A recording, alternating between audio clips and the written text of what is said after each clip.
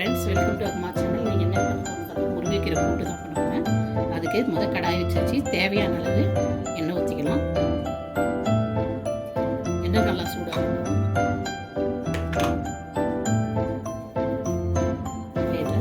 தேவையான அளவு கடுகு, மிளகு, ஜீரகம் போட்டுக்கலாம் தாளிப்புக்கு.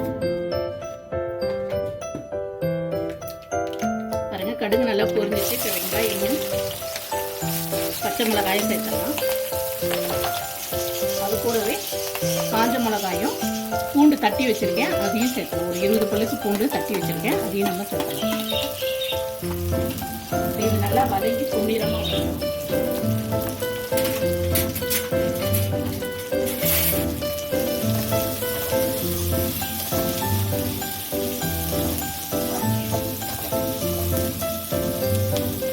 இப்போ நம்ம இதில் போடுறதுக்கு தேவையானது தேங்காய் எடுத்து வச்சுருக்கேன். அதுக்கு ஒரு 1/2 ஸ்பூன் அளவுக்கு ஜீரகம் போட்டு பொடிச்சிக்கலாம்.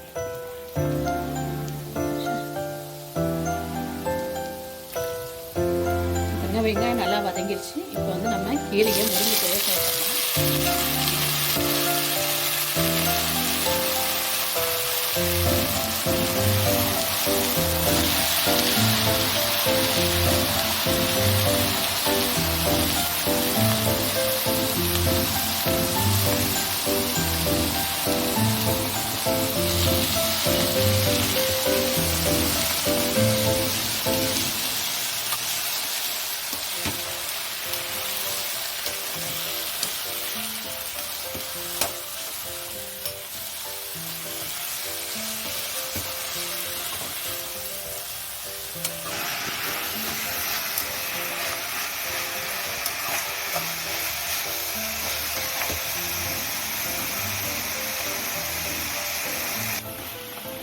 பாருங்க, இது நல்லா வதங்கிடுச்சு.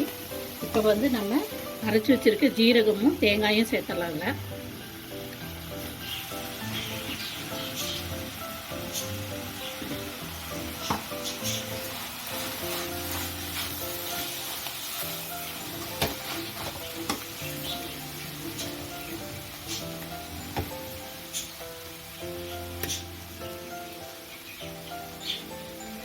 இதுக்கு தேவையான அளவு 1/2 ஸ்பூன் மஞ்சள் பொடி சேர்த்துக்கலாம்.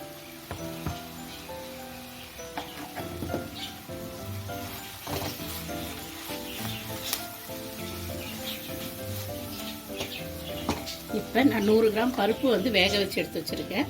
துவரம் பருப்பு, அதையும் இதில் சேர்த்துடலாம்.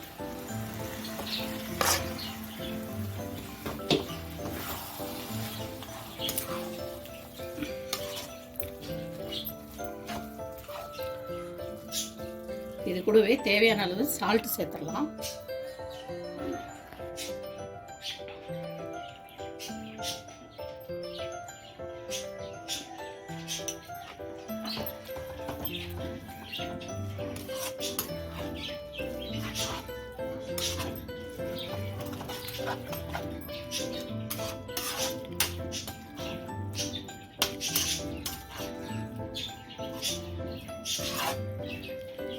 பாருங்க, சூப்பராக ரெடி ஆகிடுச்சு முருங்கைக்கீரை கூட்டு.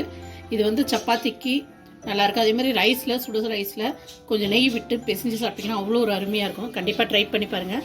பிடிச்சிருந்தா லைக் பண்ணுங்கள், ஷேர் பண்ணுங்கள், கமெண்ட் பண்ணுங்கள். மறக்காமல் சப்ஸ்கிரைப் பண்ணுங்கள். பக்கத்தில் உள்ள பெல் பட்டனை அழுத்த மறந்துடாதீங்க. Thank you so much.